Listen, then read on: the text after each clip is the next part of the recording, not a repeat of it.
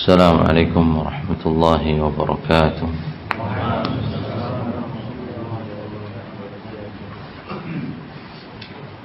الحمد لله والصلاة والسلام على رسول الله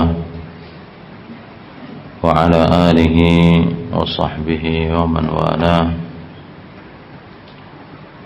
وأشهد أن لا إله إلا الله وحده لا شريك له،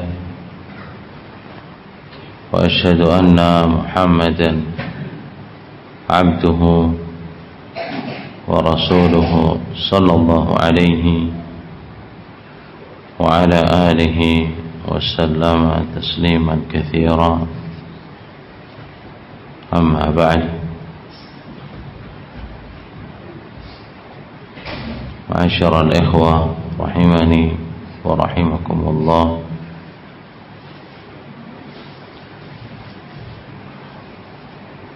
dunia memang masih menjadi orientasi utama banyak orang. Tak heran harta yang melimpah, popularitas, jabatan, dan kesenangan-kesenangan dunia lainnya selalu menjadi buruan manusia, dikejar, dicari siang dan malam. Padahal dunia ini fata morgana. Kesenangan yang dirasakan hanya akan menyisakan kehampaan, kepedihan, dan keletihan. Ini dunia.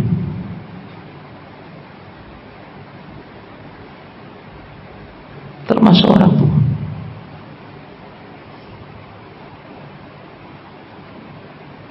Hampir mayoritas berharap anaknya kelak menjadi manusia yang punya kedudukan,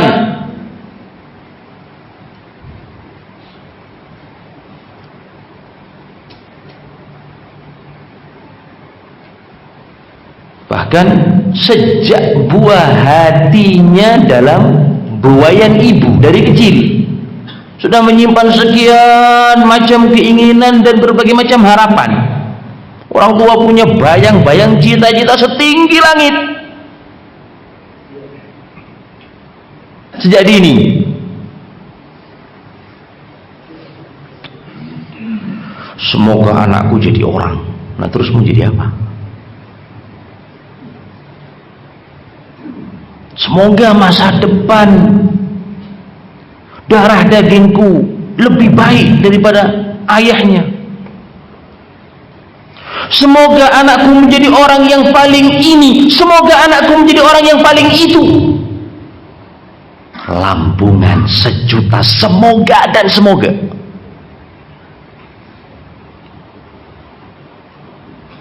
Bahkan nggak sampai di sini.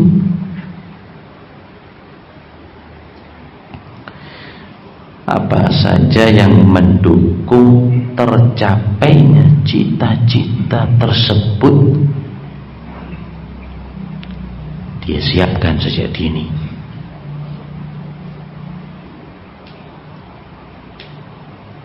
Sudah diatur dari sisi tunjangan pendidikan,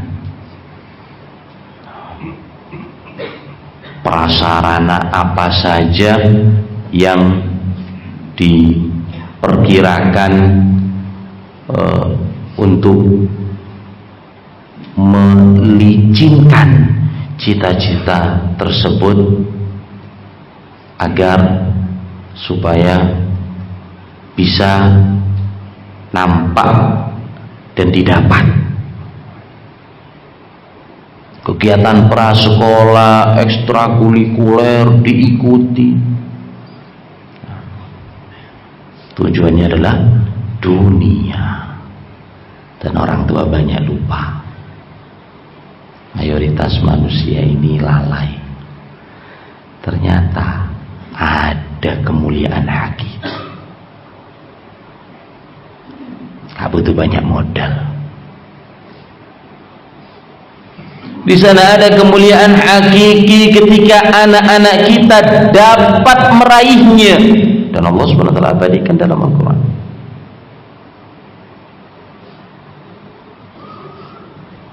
Al-Mujadalah ayat 21. Ada yang tahu bunyinya? Semua hafal. Ada yang tahu bunyinya? Hah? Al-Mujadalah ayat 21.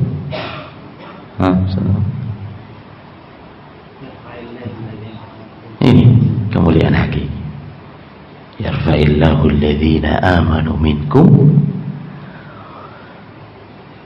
Allah Subhanahu wa ta'ala mengangkat derajat orang-orang yang beriman di antara kalian. Walladzina utul ilma darajat. Dan meninggikan orang-orang yang punya ilmu, orang-orang yang menuntut ilmu, orang-orang yang berada di atas jalannya ilmu. Sekian derajat. Ketika sampai pada ayat ini, berkata Al-Hafidh Ibnu Hajar dalam kitabnya Fathul Bari, rif'atun dunyawiyah, derajat di dunia berupa kedudukan yang tinggi. Panggil kiai, semua orang nyebut dia ulama. Punya label tuan guru, minim ustaz, plus reputasi. Orang memperhatikan dia, husnudzon padanya, memperhatikan keadaan beliau di dunia. Warif'ah al-ukhrawiyah, dan derajat di akhirat berubah apa? Al-jannah, surga. Maka dari sini ikhwani hafizakumullah barakallahu fikum, hanya ilmu agama yang akan bisa meredam ambisi kita. Hanya ilmu agama yang akan bisa meredam ambisi manusia atas sifat serakah mereka terhadap dunia. Dalam satu hadis yang diriwayatkan oleh Imam Tirmidzi, hadisnya sahih dan disahihkan oleh Imam Al-Albani alaihi rahmatullah dalam Sahih Sunan At-Tirmidzi dari sahabat Abu Kabsah Al-Anmari radhiyallahu ta'ala anhu wa arda. Nabi sallallahu alaihi wasallam bersabda, ad-dunya li arba'ati nafarin. Dunia ini diberikan kepada 4 golongan. Kita tidak tahu termasuk golongan yang keberapa.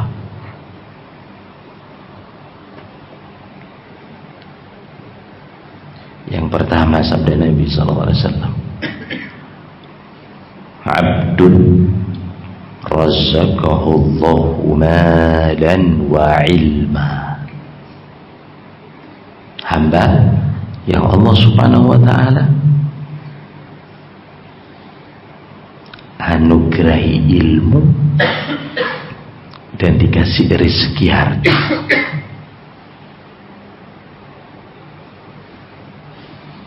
Alim dan tajir melintir.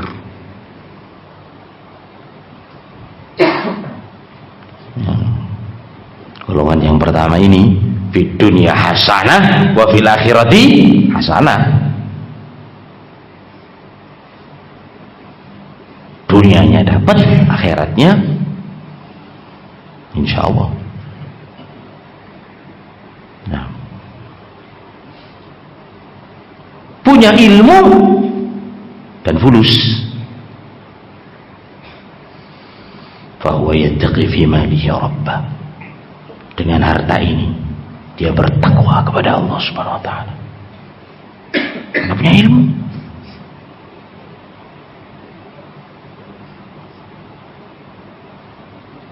Ya akhi, kita mau buat daurah. Berapa biayanya? 25 juta, tutup.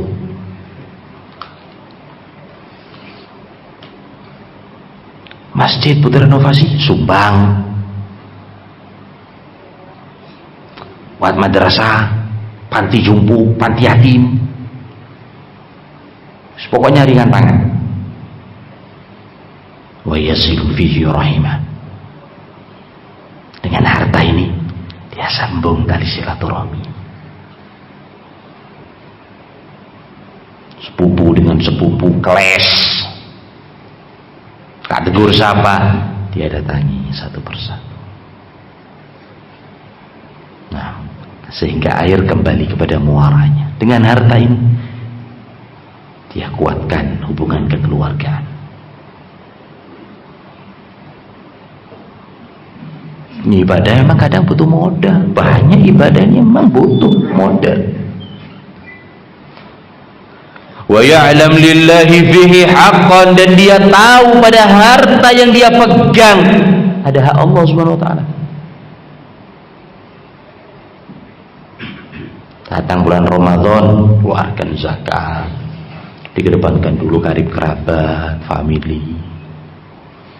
Setelah itu tengok kanan kiri tetangga, kaum muslimin yang membutuhkan, kasih bagiannya.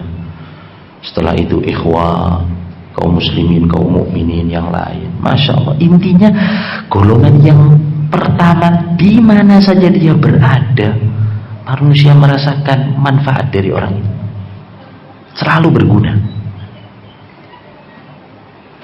Sabda Nabi SAW, fahada bi a'lal manazili inda Allah. Golongan yang pertama adalah manusia paling mulia di sisi Allah SWT. Ini level pertama, manusia terbaik.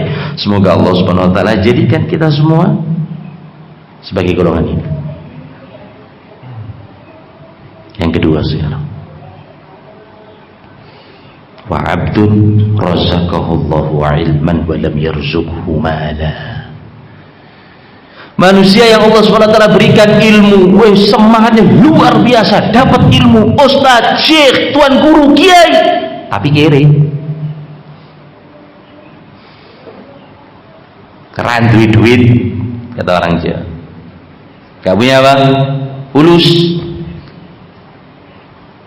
gak punya uang. Dan di keadaan apa? Mayoritas orang-orang yang berada di atas jalannya ilmu, gak banyak waktu mereka, dan gak ada bakat untuk dagang. Dia punya ilmu tapi gak Allah Subhanahu wa taala berikan banyak harta. Allah shadiqun niyah. Dan dia punya niat yang benar, hatinya ini jujur. Law anna li malan, dan golongan yang kedua ini berkata, ya Allah, seandainya saja aku punya harta, kalau saya ini kaya, la amiltu bi amali fulan, saya akan berbuat seperti orang yang apa? Pertama tadi.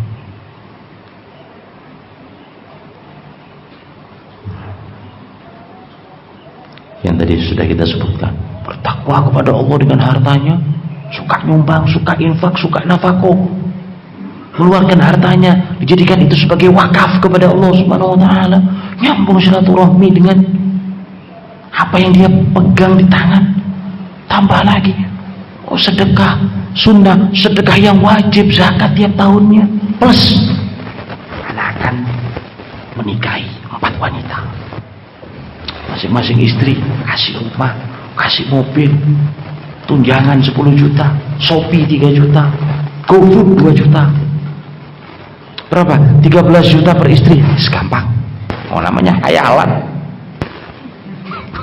Orang hayal kan gak bayar dan gak dituntut pajak. Orang berhayal, yang penting niatnya apa? Baik. wa huma fil ajri sawa biniyati. Dengan niatnya kedua golongan ini mendapatkan pahala yang sama. Dia punya ilmu dan dia punya apa? Hati yang bersih. Dengan niatnya dia mendapatkan ganjaran yang sama. Ganjaran niat, bukan ganjaran apa? Amalan. Dia belum beramal, tapi dengan niatnya dia mendapatkan ganjaran yang sama. Golongan yang ketiga berikutnya, abdun razaqahullahu malan wa lam yarzuqhu ilma. Manusia diberikan harta oleh Allah subhanahu wa ta'ala tapi enggak punya ilmu. Wa huwa yukhabbitu fi malih. Dia brutal dalam hartanya, enggak ada penerang.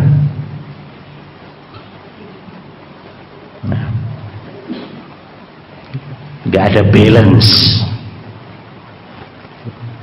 Dia nggak punya timbangan, ngawur pada hartanya. La yattaqi fi malihi rabba. Dia nggak bertakwa kepada Allah subhanahu wa ta'ala dalam hartanya. Pelitnya minta ampun. Untuk urusan ibadah nggak mau keluar.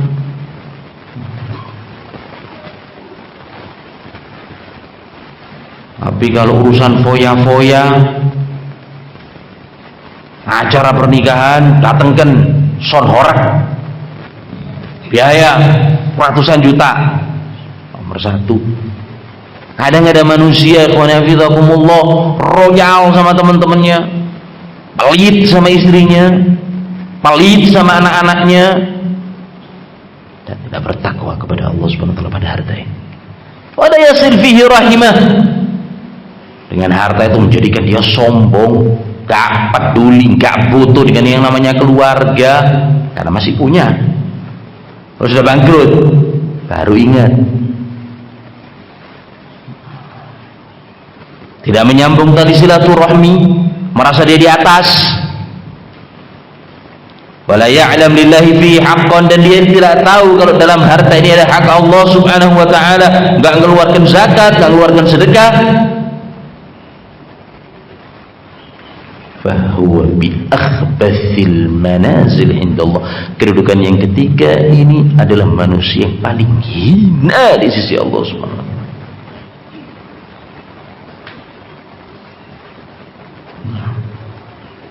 Hartanya semua untuk gemerlap dunia.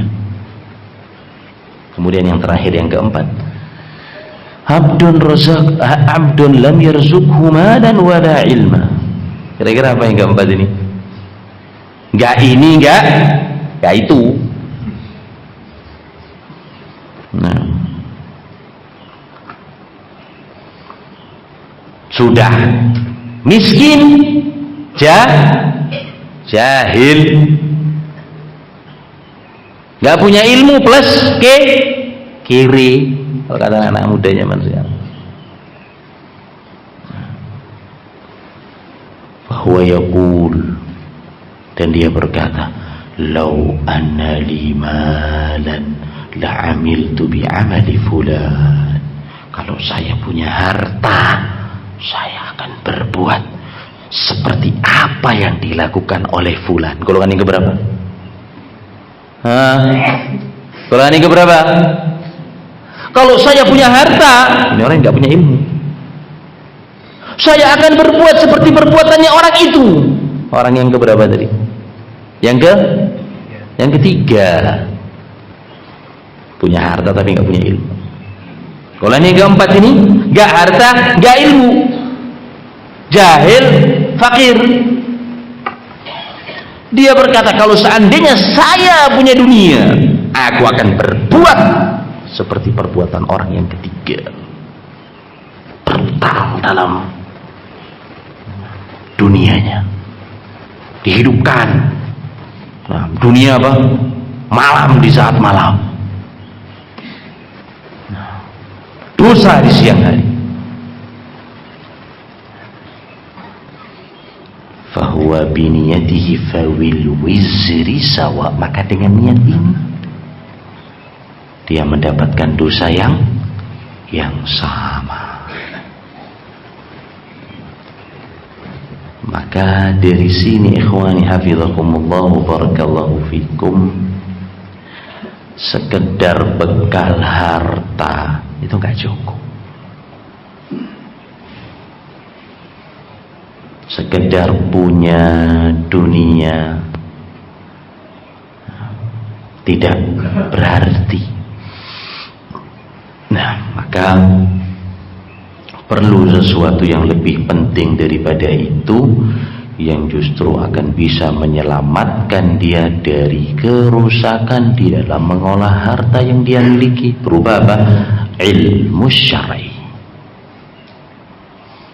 Nah, Amirul Mukminin Ali bin Abi Thalib pernah menyampaikan kata-kata mutiara. Nah, menyebutkan kepada kita tentang 5 keutamaan ilmu dibanding dengan harta. Ali bin Abi Thalib pernah menyampaikan kepada kita 5 keutamaan ilmu dibanding dengan harta. Beliau menyebutkan yang pertama, al-ilmu khayrun minal mal. Ilmu itu lebih baik daripada dunia. Ilmu itu lebih baik daripada uang. Yang pertama, al-ilmu yahrusuka wa anta tahrusul mal. Ilmu akan menjagamu. Tapi kalau harta, siapa yang jaga? Anda. Ilmu menjaga kita dari apa? 2 penyakit.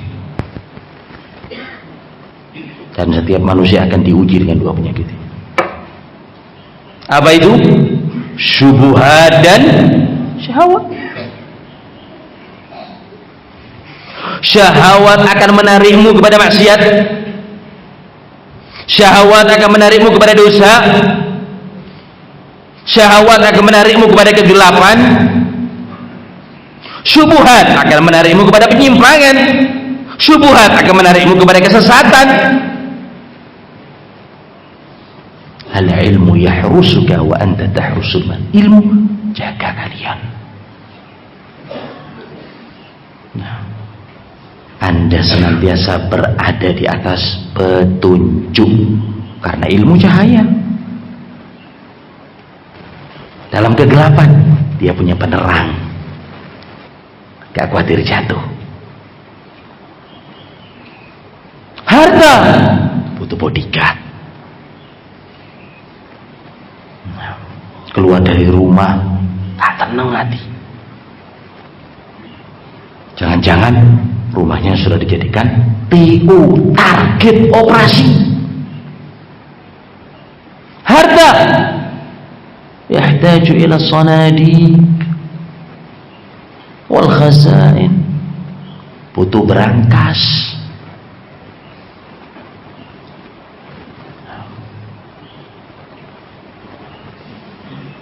Butuh penjaga. Ini yang pertama. Yang kedua, al-ilmu yazku 'ala al-amal wal mal tunkisuhu an-nafaqah.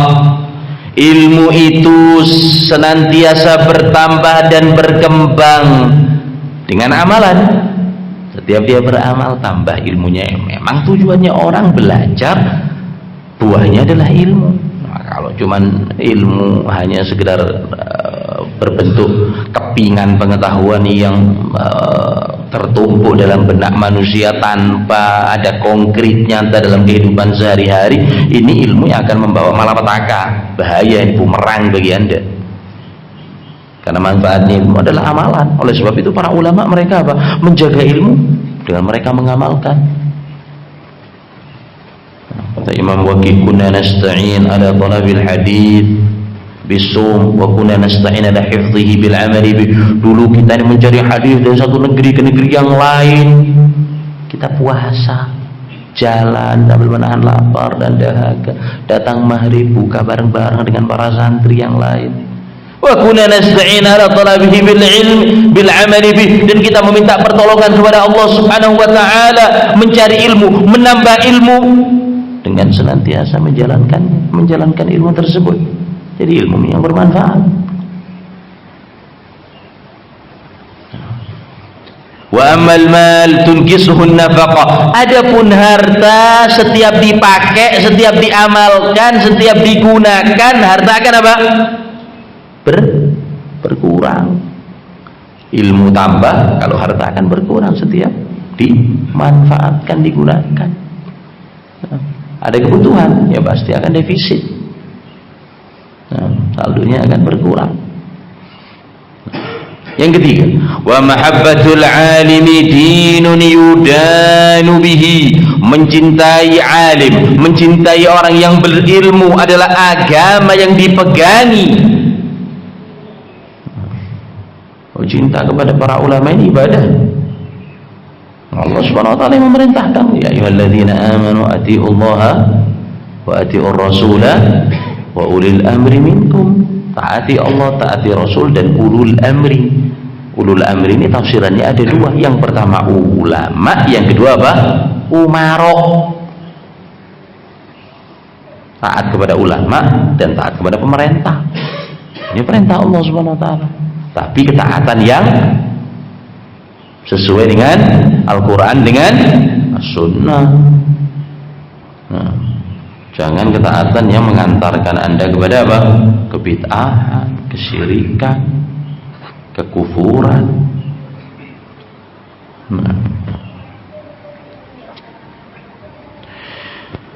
Yaksibul alimi at-ta'a fi hayatihi, kata Ali bin Abi Thalib, karena ilmu ini akan membawa pemiliknya untuk senantiasa taat di dalam kehidupan dia.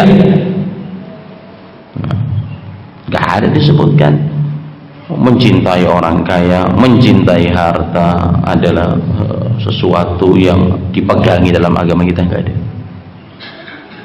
Diperintahkan hormati para ulama, ambil petuahnya, jadikan petunjuk wejangannya. Kemudian yang keempat, wa jamilal ahdutsa ba'da mautihi.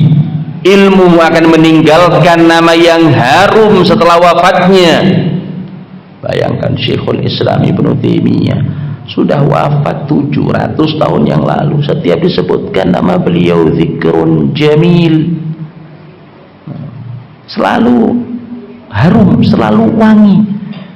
Orang menyebutkan nama beliau diamini oleh semua yang mendengar.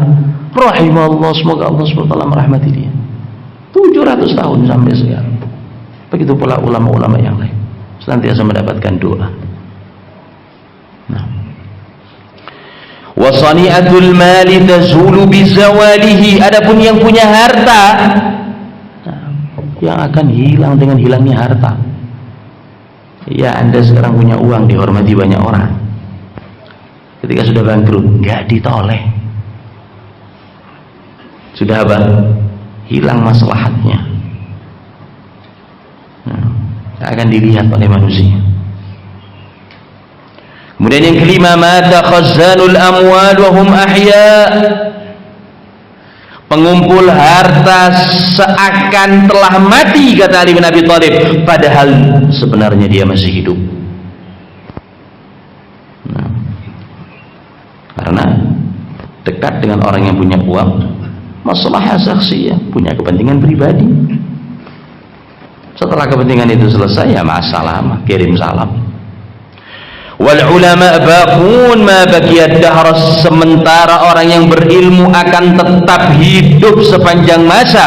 A'yanuhum mafqudah, jasad-jasad mereka telah tiada. Wa amsaluhum fil qulubi mawjudah, namun mereka tetap ada di hati manusia.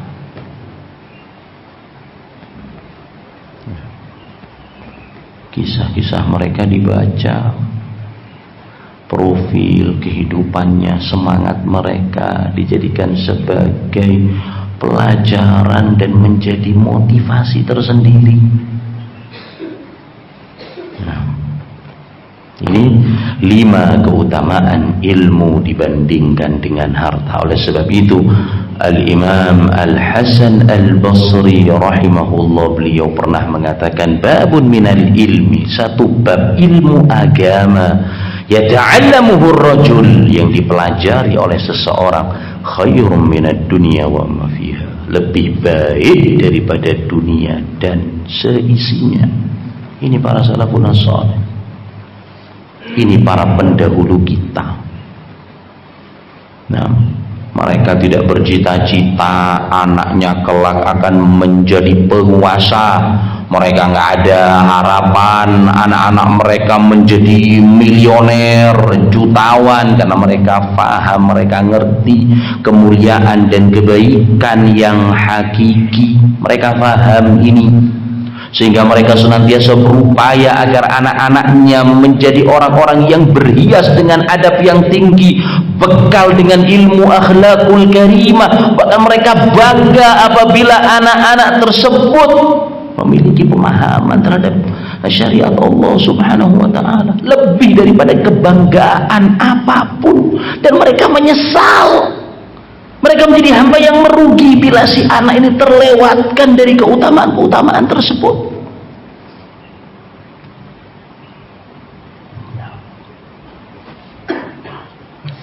Kata Ali Al-Wasiti rahimahullah, a'tani abi 100,000 dirham.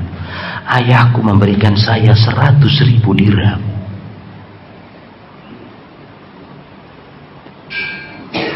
Uang yang lumayan banyak. Dan ayahku berkata, izhab fala arolaka wajhan. Pergi kamu, berangkat sana, cari ilmu. Saya tidak mau melihat wajahmu, kata sang ayah.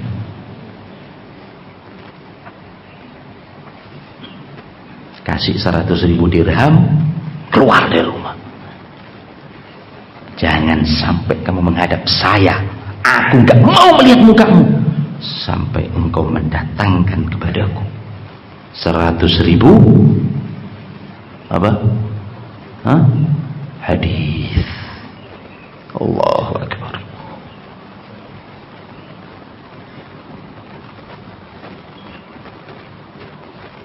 Nah, zaman sekarang jangan sampai modalnya hilang.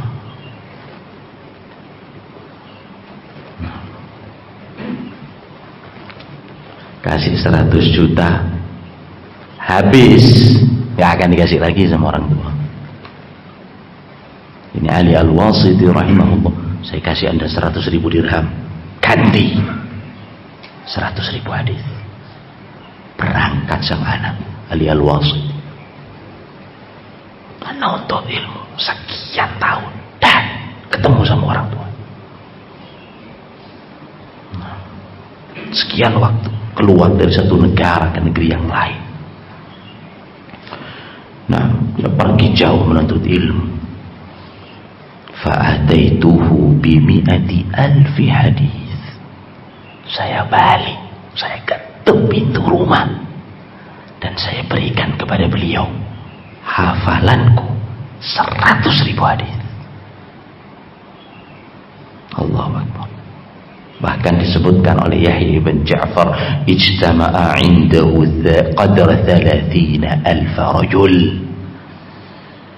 Ali Al-Wasiti menjadi syekh, dan yang hadir di majelisnya dia untuk mendulang hadis yang disampaikan oleh Al-Wasiti 30.000 murid. Satu majelis ini 30.000 orang. Wa kana yajlis inda sathi baitihi, supaya orang ini ngelihat dia harus duduk di atap rumahnya. Orang Arab atap rumahnya kan nggak pakai genteng, yang kotak begitu saja. Untuk menyampaikan hadis duduk di atas atap rumahnya. Yang 30.000 manusia. Wa indahu 3 mustamli. Zaman dulu nggak ada mikrofon. Nah, beliau sediakan yang namanya mustamli, yang akan mengoper suara, dipilih tinggi, suaranya lantang, dipasang 3 orang. Haddatsana fulan an fulan an fulan. Mustamli ini dengar, sampaikan kepada yang lain. Haddatsana fulan an fulan an fulan. Seperti itu majelis hadis pada zaman salaf. Modalnya berapa? Modalnya berapa? 100.000 dirham. Nah, harta bagi mereka receh. Khalaf ibn Hisham rahimahullah, ashkala alayya babun minan nahwi. Suatu ketika saya ini mentok buntu otakku satu bab dari ilmu nahwu. Ilmu nahwu ini banyak, satu bab saja saya nggak ngerti, saya nggak bisa. Nahwu itu ilmu apa? Ilmu bahasa Arab. Nah,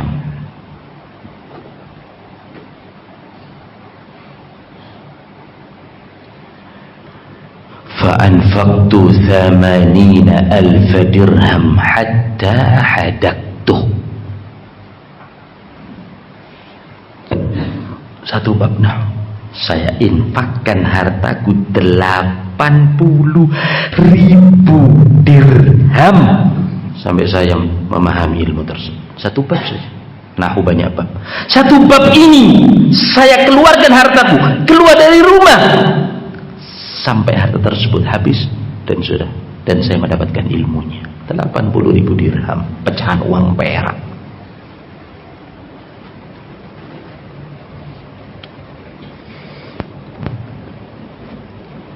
Nah, Syu'bah ibn al-Hajjaj Abu al-Bistam al-Utaqi rahimahullah aqama 'inda al-Hakam ibn Utbah. Syu'bah ahli hadis pernah hidup dan tinggal di tempat gurunya yang bernama Al-Hakam ibn Utaibah 18 syahran, 18 bulan untuk cari hadis dari gurunya. Hatta ba'a judhu baiti, habis sudah perbekalan sampai dia jual satu persatu dari atap rumahnya. Besi rumah dicongkel, jual.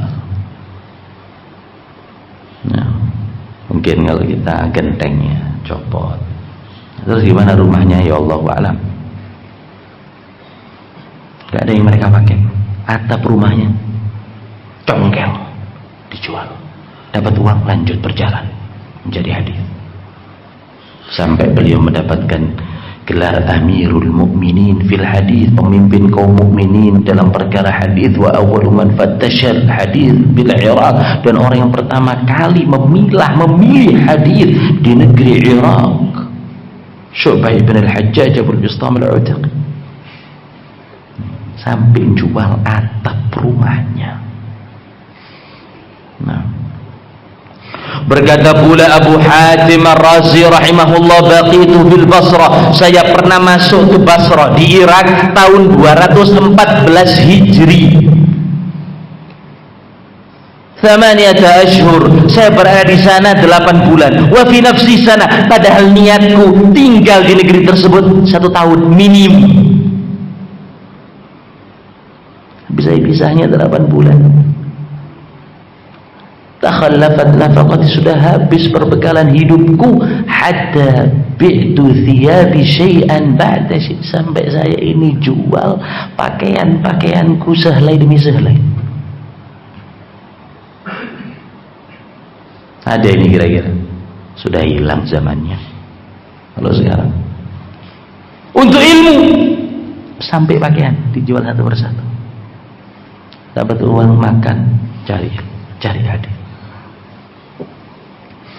Yahya bin Ma'in rahimahullah, bapaknya seorang wazir, menteri,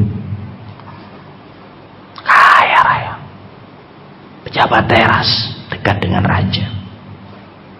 Mata khallafa liwaladi alfa dirham wa 50,000. Sekarang ana mau ajak antum hitung-hitungan supaya tidak ngantuk,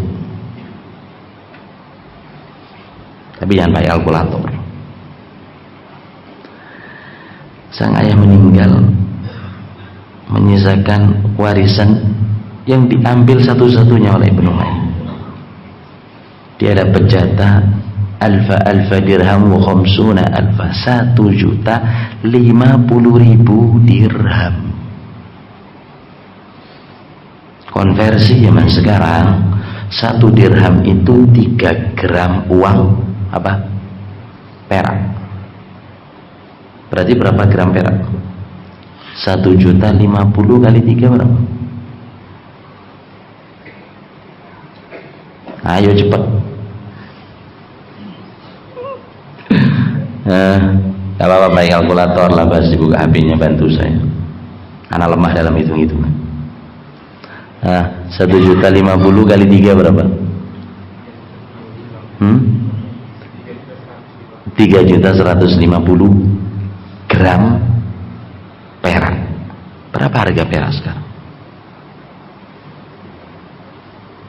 Harga perak naik.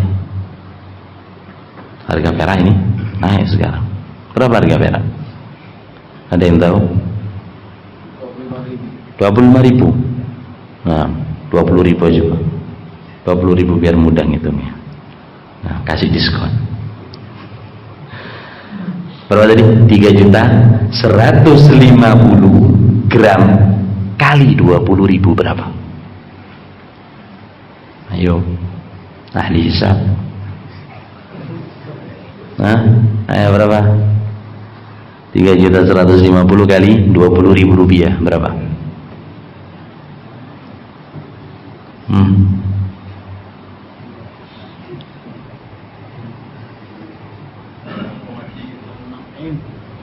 Udah, masa pakai kalkulator masih salah Bu Umar?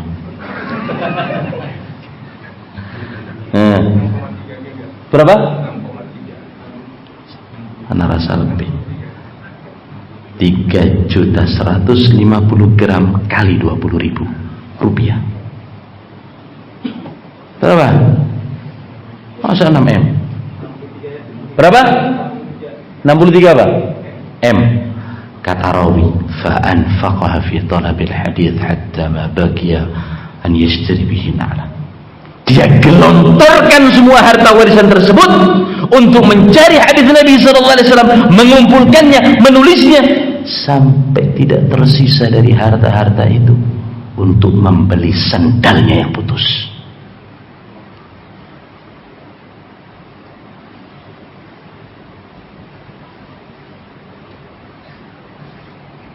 Kita 1 M hilang, masuk ICU. Kolesterol naik, darah tinggi, asam urat, ke masjid sudah nggak bisa jalan. 63 M, amblas. Tak merasa rugi, mereka bangga.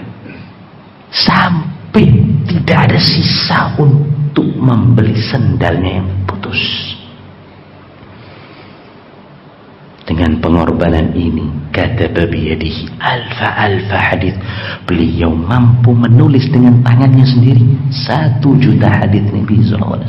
Sahih Bukhari cuma 7.500. Sahih Bukhari 7.500 ini berapa kali lipat? 1 juta hadis beliau tulis. Sampai kata Al-Imam Ali Al-Madini rahimahullah, lam yu'raf fil Islam ma kataba biyadihi mithlu Ibni Ma'in. Tidak didapat dalam agama Allah Subhanahu wa taala orang yang menulis dengan tangannya sebagaimana apa yang ditulis oleh Ibnu Ma'in. Allahu akbar. Di sini ikhwani hafizakumullah, walaupun kita bekerja, walaupun kita berprofesi, jangan sampai tinggalkan majelis ilmu. Semua kita punya kesibukan. Ilmu banyak.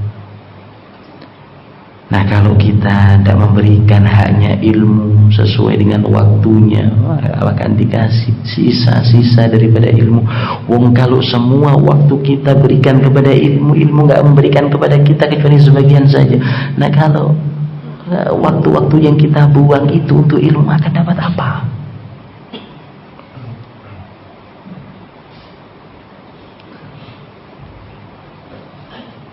Daurah sekedar yang akan bermanfaat bagi antum yang setiap hari. Alhamdulillah, di sini ada Ustaz Adnan, ada asatidah yang lain, asatidah ahli sunnati wal jamaah. Banyak-banyak bersyukur kepada Allah subhanahu wa ta'ala. Beliau muridnya Syekh Mukbil. Kita murid daripada murid-muridnya Syekh Mukbil. Beliau muridnya langsung Syekh Mukbil. Ambil ilmunya. Ini yang akan berbuah. Kalau asatidah yang datang dari Jawa, datang dari luar Sulawesi, paling sehari 2 hari bertemu dengan antum. Nah, makan bakar rica-rica, perut anak sampai meletus malam rasanya. Masya Allah, enak masakan di sini. Cocok sekali dengan lisan sama lidahnya orang Surabaya yang suka pedas. Setelah itu kita pulang. Yang paling penting ini kesehariannya. Nah, ini yang akan apa? Membuahkan hasil. Terlebih lagi, walhamdulillah, datang kepada antum Ustaz Saiful Bahri, nah, Ustaz senior, nah, punya ma'had, muridnya bahkan lebih dari, yang ana dengar, lebih dari 1000 santri di Mujur. Ambil ilmu. Ana di sini cuma sekedar ngisi kekosongan. Ana di sini cuma sekedar apa? Bantu. Kalau ana gak bisa ngisi lebih dari 1 jam, maaf saja. Panitia mau nyuruh ana mulai jam 10 sampai zuhur, ana gak mampu. Terbatas. Nah, jadi ambil kesempatan ini dengan sebaik mungkin. Dulang ilmu agama, daurah, dan kesehariannya antum. Nah, ikhwani hafizakumullah wa barakallahu. Sudah masuk waktu syuruk. Waktu syuruk jam berapa?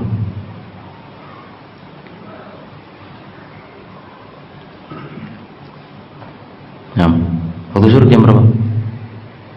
Ada 1 jam nih kita kajian. Belum? Oh, lanjut berarti. Nah.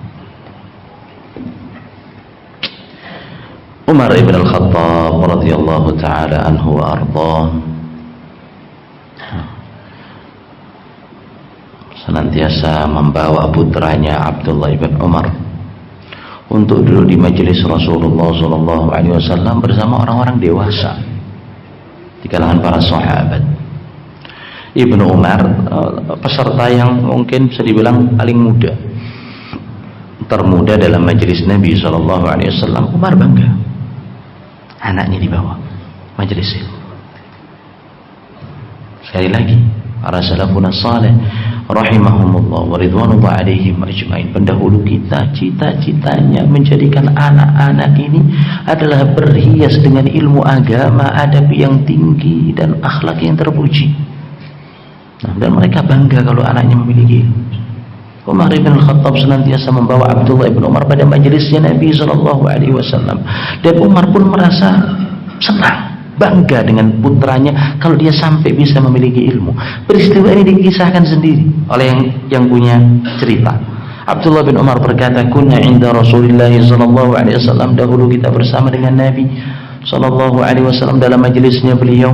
Tiba-tiba Rasulullah bertanya, akhbirni bi syarajaratin karrajulil muslim. Coba di majelis itu sahabat-sahabat tua, coba di antara kalian ada yang bisa menjawab. Nah, kabarkan kepadaku mengenai pohon yang mana pohon itu seperti seorang lelaki muslim, la yatahaddu waraquha, yang pohon itu enggak pernah gugur daunnya, wala tu'ta uhuluha kullahin, dan pohon itu senantiasa berbuah.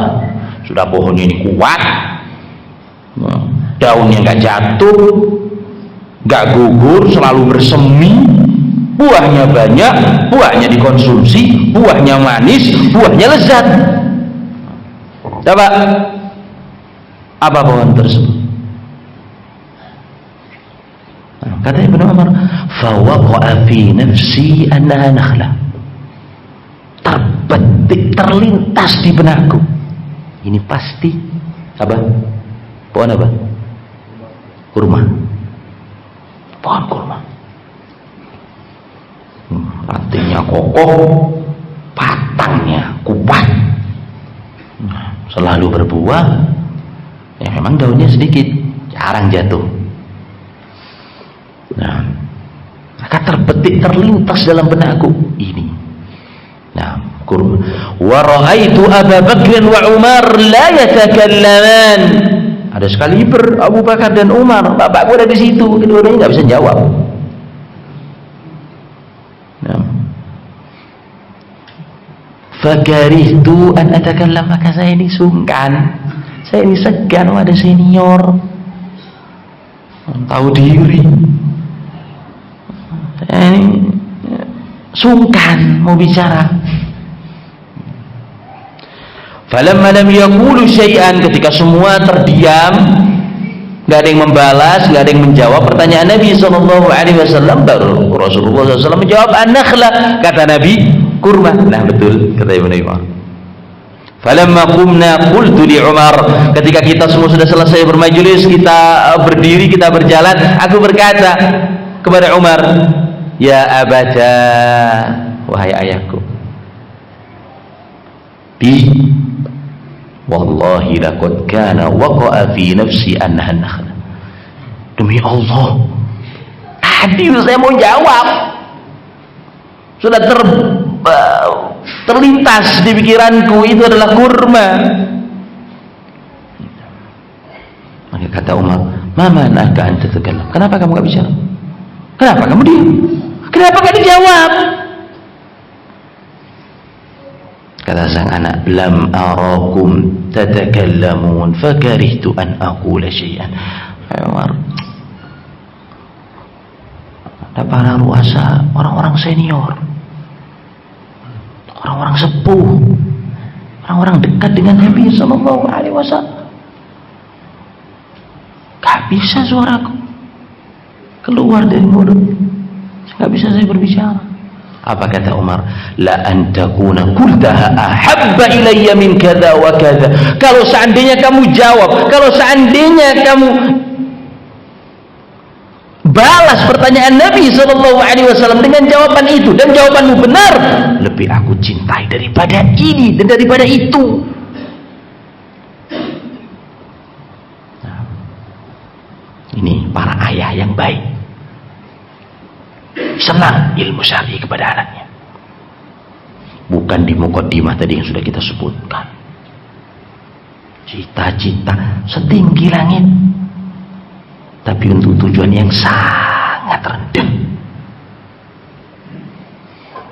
Nah, oleh sebab itu para salafun saleh tidak segan-segan mereka kehilangan harta untuk perjalanan anak-anak mereka menuntut ilmu agar kelak dapat memberikan manfaat pada diri anaknya sendiri, terlebih lagi bermanfaat bagi Islam dan kaum muslimin. Nah, sebagian dari antara kita SPP anaknya di pondok saja nunggak sampai 4 bulan kok.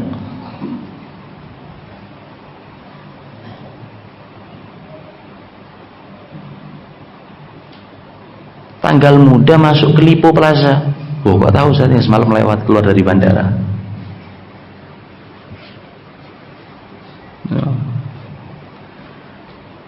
Untuk urusan anaknya di pondok, untuk urusan anaknya di ma'had, nggak dipikir.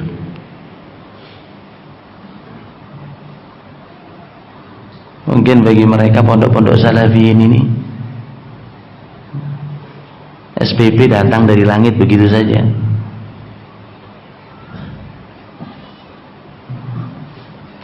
Nggak peduli. Para salafun saleh, gambaran lukisan kehidupan yang sangat indah tergores. Harta mereka hilang, harta mereka habis, harta mereka amblas demi kemaslahatan anaknya. Nah, Abu Bakar bin Abi Dawud As-Sijistani rahimahumullah. Abu Dawud ini yang sering kita dengar HR. Abu Dawud punya anak namanya Abu Bakar. Beliau mengatakan, dakhaltu fi Kufah wa ma'iya dirhamun wahid.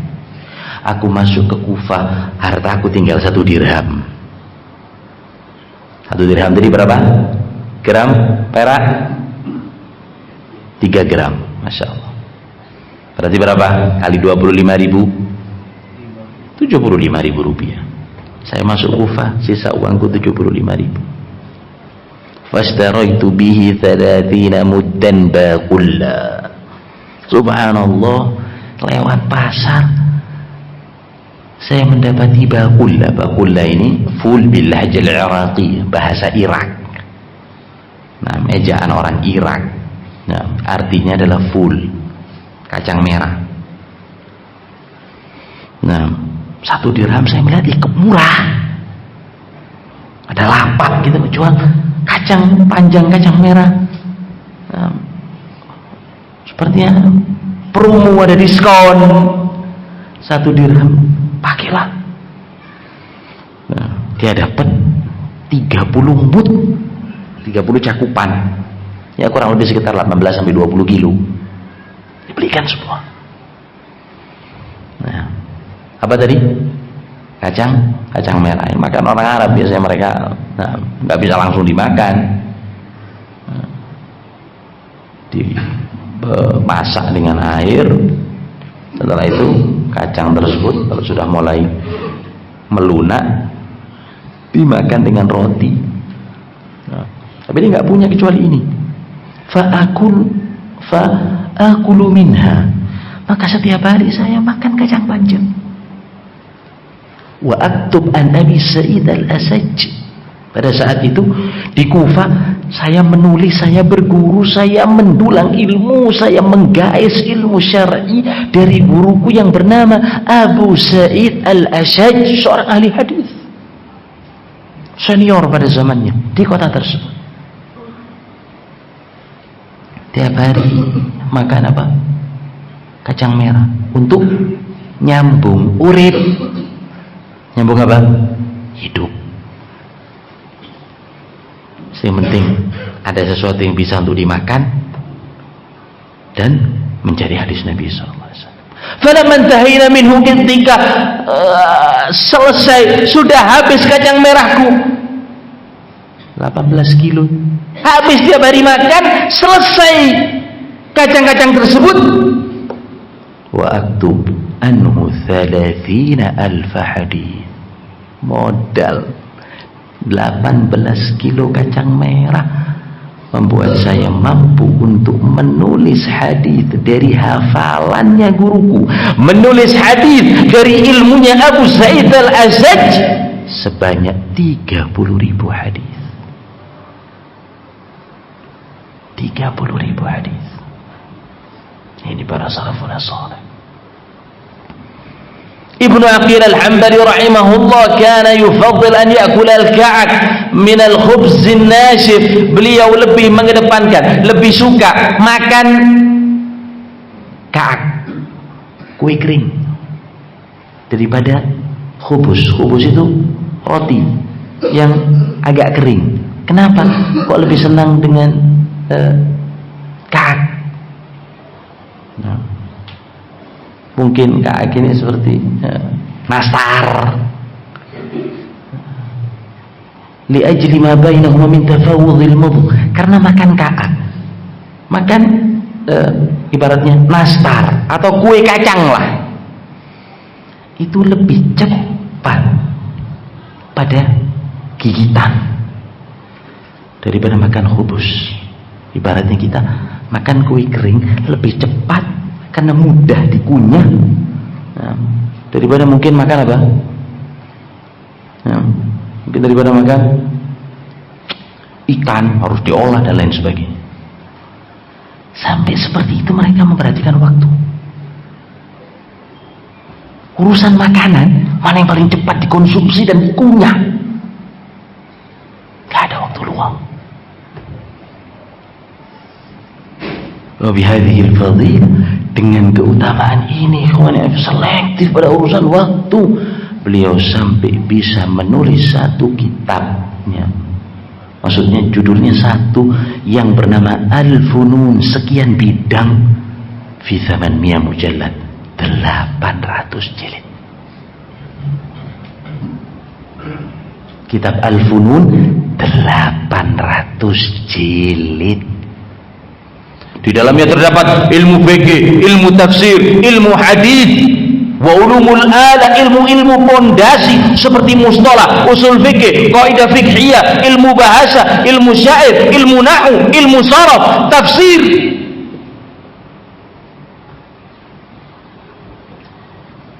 Perhatian terhadap waktu.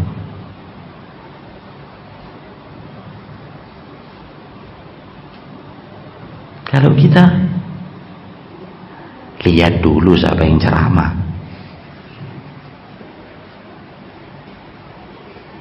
Ustadz itu adus, ngantuk.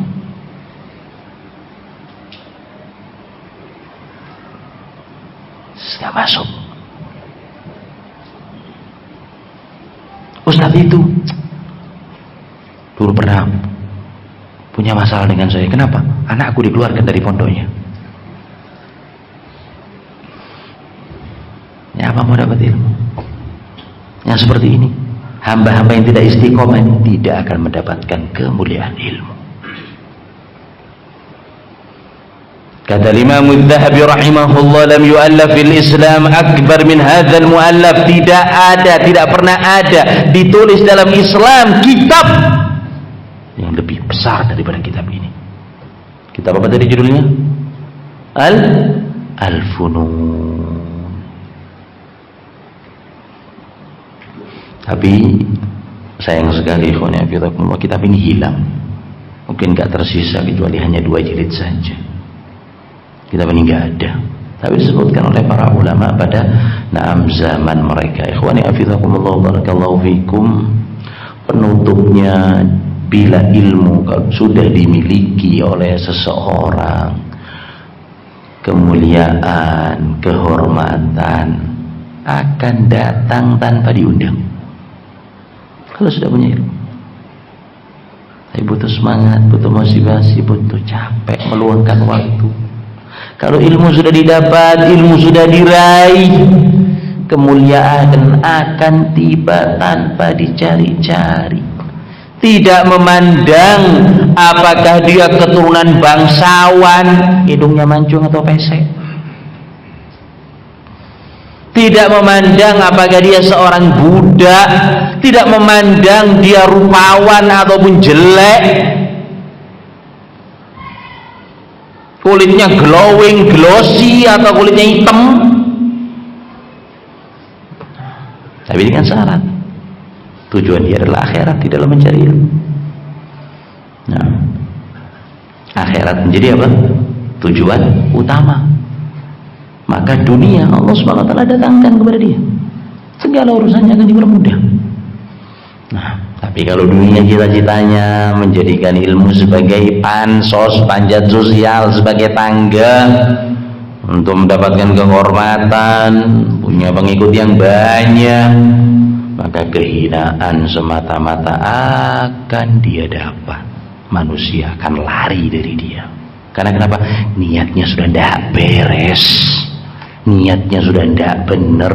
Nabi SAW pernah bersabda dalam hadis Anas bin Malik radhiyallahu taala anhu, man kanatil akhiratu hammah, barang siapa yang akhirat menjadi tujuannya, barang siapa ridha Allah subhanahu wa ta'ala menjadi cita-citanya, ja'alahullahu ghinahu fi qalbi, Allah subhanahu wa ta'ala akan memberikan kecukupan dalam hatinya walaupun dia miskin, menjadi hamba yang cukup. Allah subhanahu wa ta'ala berikan qanaah, dia bahagia, masya Allah, yang mungkin kebahagiaan itu nggak akan didapat oleh manusia yang tinggal dalam istananya. Ja'alahullahu ghinahu fi qalbi, Allah subhanahu wa ta'ala menjadikan kecukupan dalam hatinya. Jadi hamba yang bahagia, masya Allah, punya keturunan, anak-anak yang soleh, anak-anak yang bakti sama kedua orang tuanya, apalagi yang dicari? Wa jama'allahu syamla, Allah subhanahu wa ta'ala kumpulkan baginya berbagai macam urusan-urusan yang tercerai-berai. Nah, usahanya dipermudah.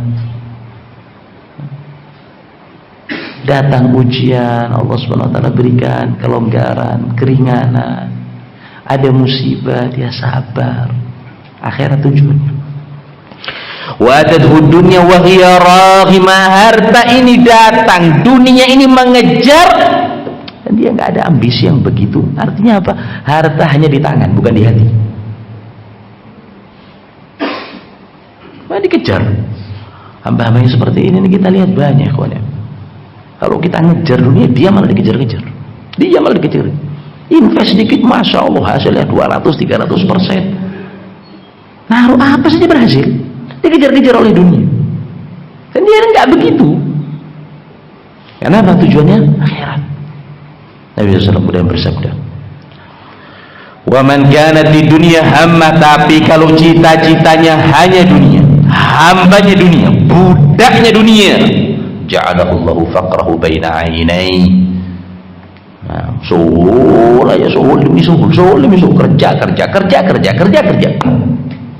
Ibadah paling belakang, thalabul ilmi ini paling akhir. Itu pun kalau nggak mood ya wis, nggak datang. Man kanatil akhirah, man kanat dunya hammahu, barang siapa yang dunia ini menjadi cita-citanya, ja'alahu Allahu faqrahu baina ainai, Allah Subhanahu wa taala jadikan kefakiran di antara dua matanya. Enggak ada legowonya sama sekali, kurang dan selalu kurang.